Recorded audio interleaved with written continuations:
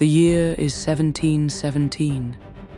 The Caribbean waters shimmer like molten gold under the scorching sun as you stand on the weathered deck of the Crimson Revenge.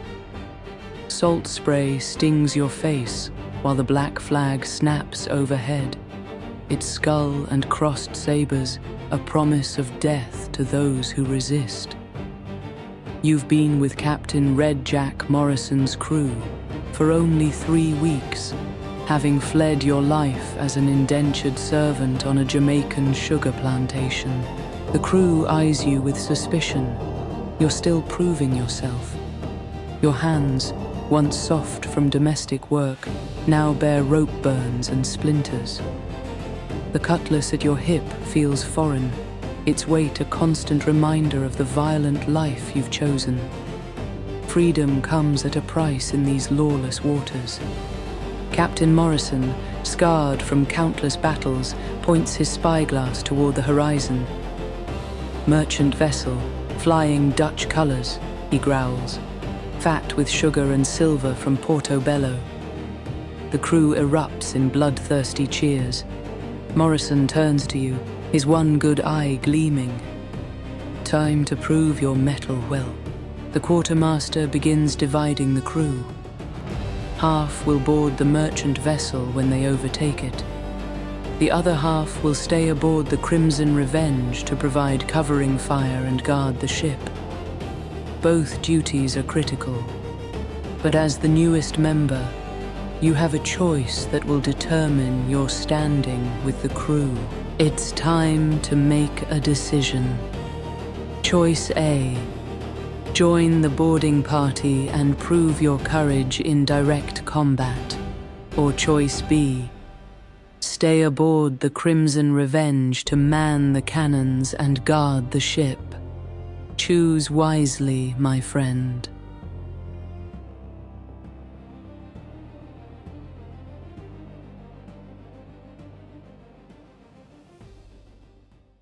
You grab a boarding axe and join the raiders. The quartermaster, a scarred Welshman named Davies, nods approvingly. Good lad.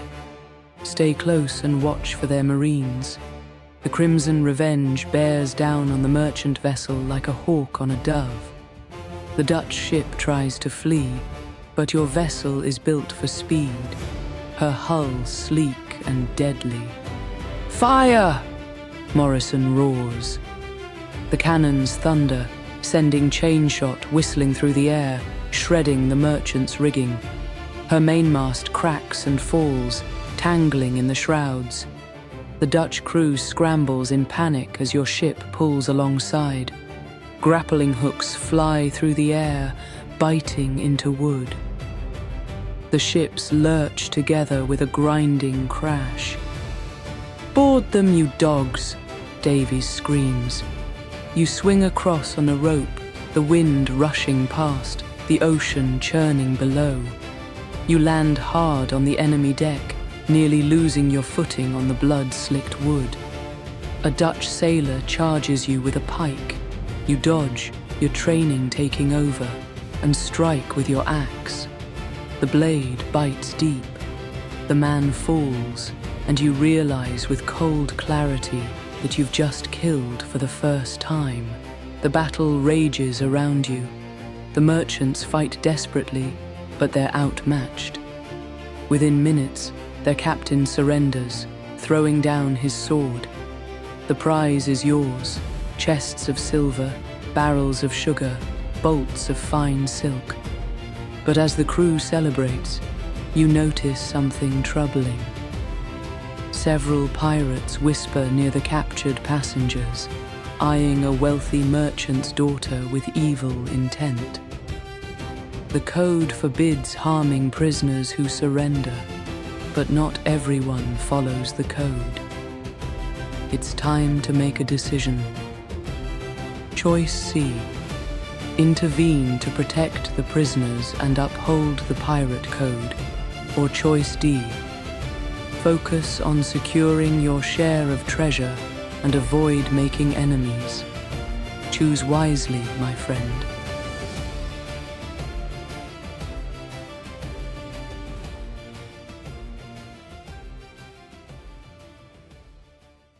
You choose to stay aboard the Crimson Revenge, thinking it the safer option. As the boarding party swings across to the merchant vessel, you take position at one of the port cannons with 3 other crew members who remained behind. The ship feels eerily quiet with half the crew gone, just 20 men left aboard. At first, everything seems well. You provide covering fire, your cannon shots keeping the Dutch Marines pinned down. But then you notice something wrong. The men around you aren't watching the battle, they're watching each other. Subtle nods pass between them. Your blood runs cold as you realize what's happening. Mutiny. "Now, lads," shouts Briggs, the bosun who stayed behind. In horror, you watch as the mutineers attack the loyal crew members. They've been planning this, waiting for Morrison to be off the ship. You try to draw your cutlass, but you're surrounded. These men are veteran pirates, and you're just a green hands. "Nothing personal, whelp," Briggs says as he runs you through with his blade. "But we can't have witnesses." As you collapse on the deck, your life bleeding out through the wooden planks, you see the mutineers cutting the grappling lines, abandoning Morrison and the boarding party. They'll sail away with the ship, leaving the captain stranded. Your final thought is bitter irony. You chose what seemed like safety, only to find death. The Caribbean sun fades to black as your blood mingles with the salt water washing across the deck. You, my friend, have failed.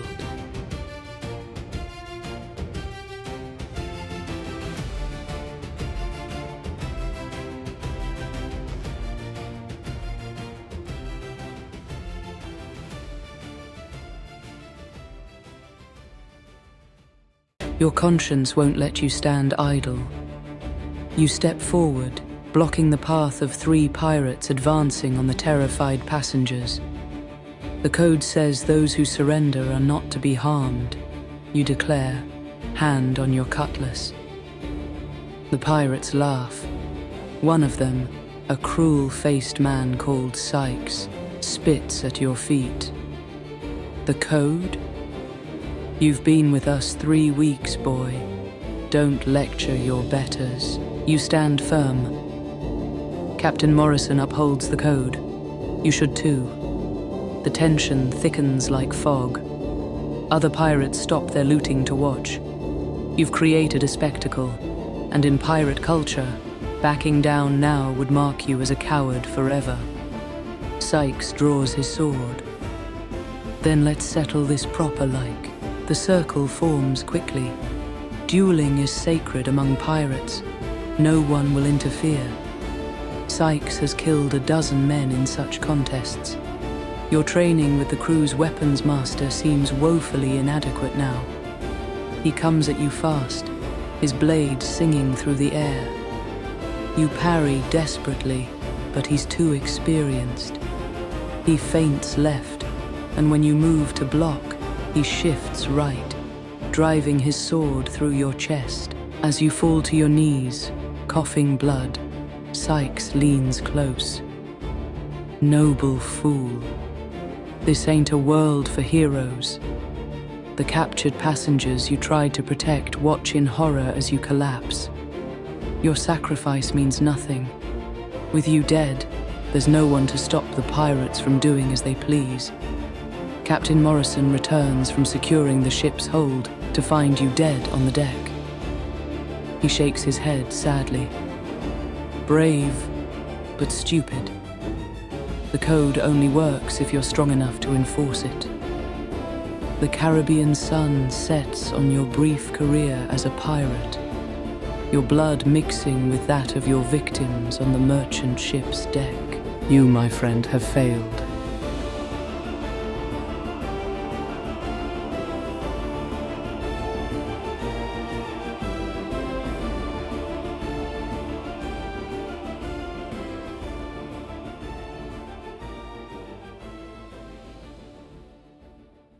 You avert your eyes from the passengers and focus on the treasure. It's not your place to play hero, not yet. You've been a pirate for 3 weeks. These men have sailed together for years. Challenging them now would be suicide. Instead, you help carry the heavy chests of Spanish silver to the Crimson Revenge, making yourself useful to the senior crew.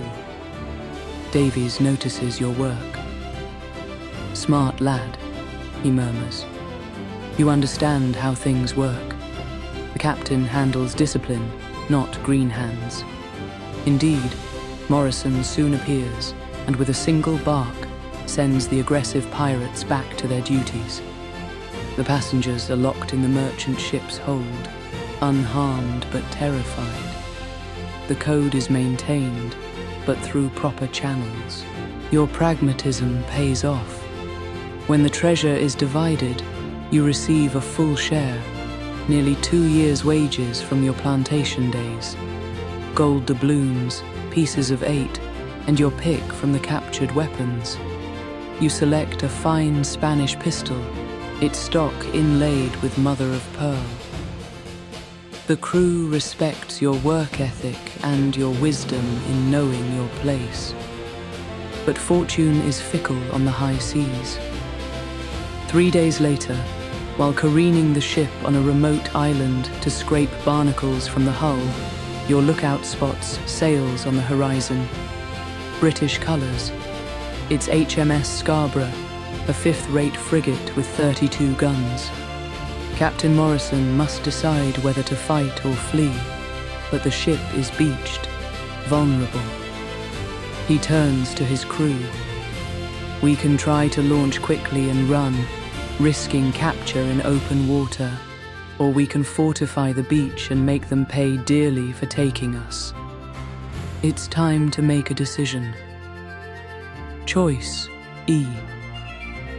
Argue for making a defensive stand on the beach with improvised fortifications, or choice F.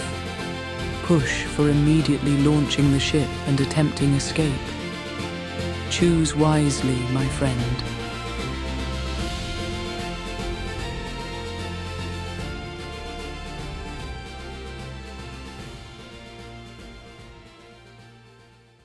"We're pirates, not cowards," you shout. "Let's give these British dogs a fight they'll never forget." Your passionate words stir the crew's pride. Morrison, influenced by the crew's bloodthirsty mood, agrees. "Set up the guns on the beach. Build barricades with whatever you can find." The crew erupts in cheers, their pirate bravado overcoming good sense. You work frantically, helping to drag cannons from the ship and position them behind hastily built fortifications of palm logs and sand-filled barrels. The Spanish pistol you claimed feels heavy at your side. Within 2 hours, you've created a formidable-looking defense. 40 pirates against a British frigate. The odds are terrible, but the crew's morale is high. The HMS Scarborough anchors just outside of cannon range and lowers her boats. Red-coated Marines row steadily toward shore, their muskets gleaming. Your cannons roar first, sending iron balls splashing among the boats. One takes a direct hit, spilling soldiers into the azure water. "We've got them," someone shouts. But then the Scarborough's guns speak. The British frigate's broadside is devastating. 32 guns fire in sequence, turning your beach fortifications into splinters and sand. Men you were just laughing with are torn apart. The second broadside is worse. Morrison falls, cut in half by chain shot. The Marines land under covering fire, advancing in disciplined ranks. Their volleys are precise, deadly. You try to reload your pistol with shaking hands, sand and blood making everything slippery. A musket ball takes you in the stomach. As you fall, you see the Union Jack advancing through the smoke, The surviving pirates are surrendering, but you know your wound is mortal. Gut-shot men die slowly, painfully. Your last thought is that bravery without wisdom is just another form of suicide. The tropical paradise becomes your grave. You, my friend, have failed.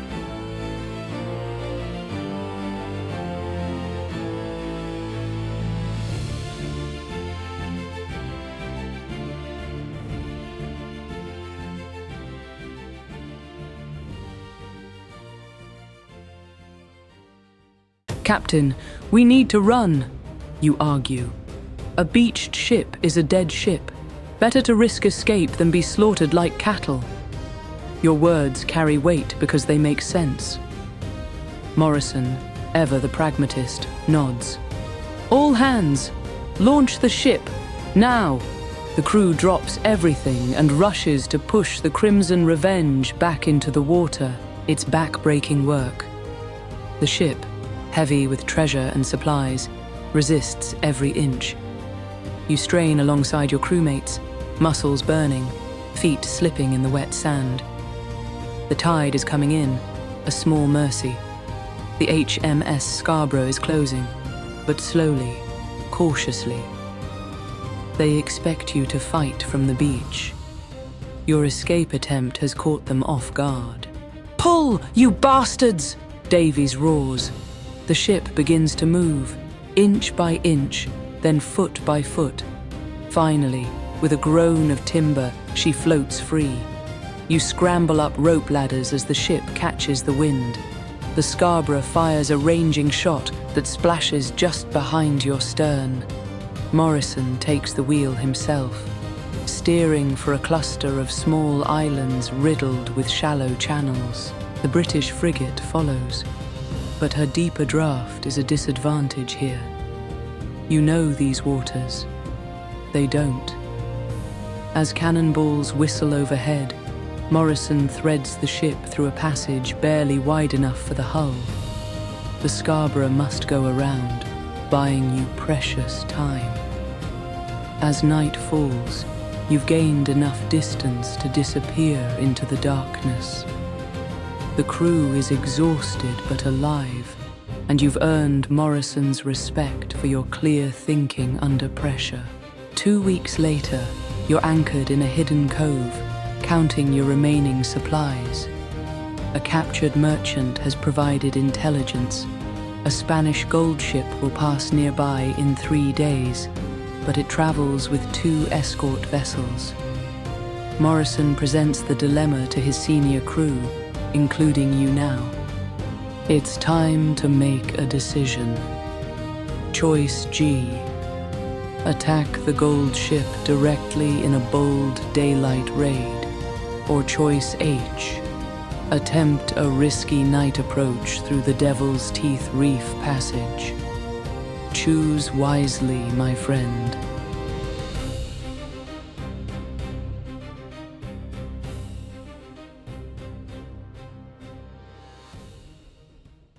Fortune favors the bold, you argue in the council.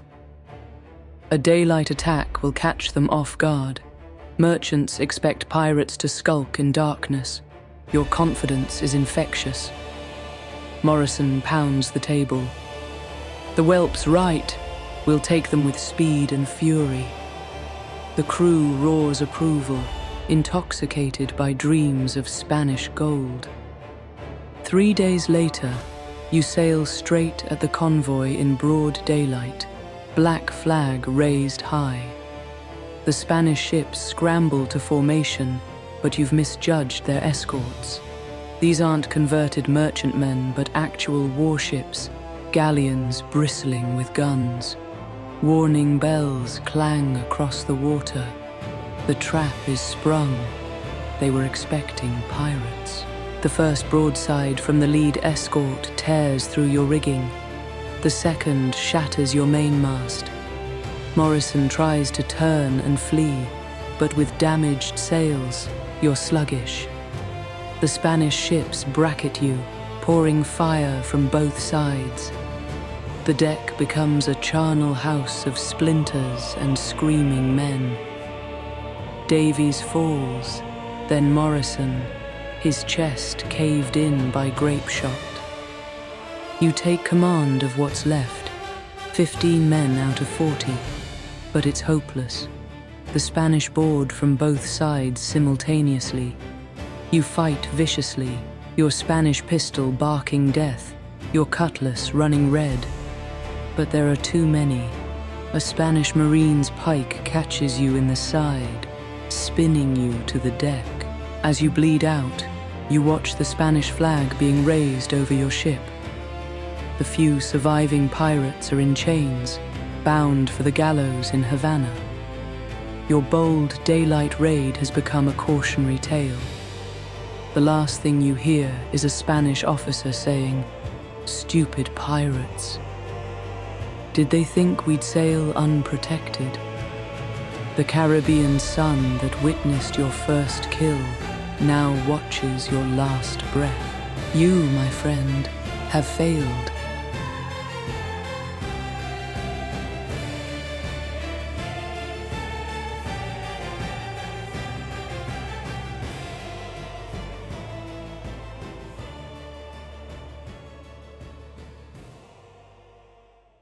The Devil's Teeth, you propose, naming the notorious reef passage.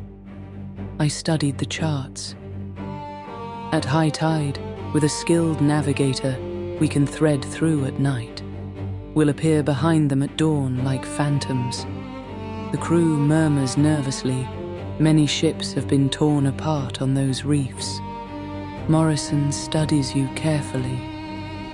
You're gambling all our lives, boy. You meet his gaze steadily. Sometimes the greatest risk is the safest path. The night is moonless, perfect for your approach. You stand at Morrison's side, holding a shielded lantern over the charts you've memorized. The sound of waves breaking on coral fills the air like thunder. One mistake means death on the reefs. You guide the ship by memory, by instinct, by the phosphorescent glow of disturbed water. 3 points to starboard, you whisper. The ship groans as she turns, coral scraping her hull like skeleton fingers. Hours pass in terrifying concentration. Twice, you feel the ship shudder as she kisses the reef, but she holds. Then, miraculously, you're through. Dawn reveals your position, directly behind the Spanish convoy, between them and their escape route. The escorts are facing the wrong way, expecting attack from the open sea. Morrison grins like a wolf. Fire at will. Your surprise is complete. The first broadside rakes the treasure ship's stern, destroying her rudder. She can't maneuver. The escorts try to turn, but you're already alongside the treasure ship, grappling and boarding. The Spanish crew, caught at breakfast, surrenders quickly. You secure 50,000 pieces of 8 before the escorts can engage. Morrison orders retreat through a different channel, one the deep-drafted Spanish warships can't follow. As you sail away, holds full of gold, he claps you on the shoulder. You've got the makings of a great pirate, lad. Brave when needed, clever when it counts. You've survived where others would have perished, earning your place in the Brotherhood of the Coast. Congratulations, my friend. You have survived. But can you survive the next one?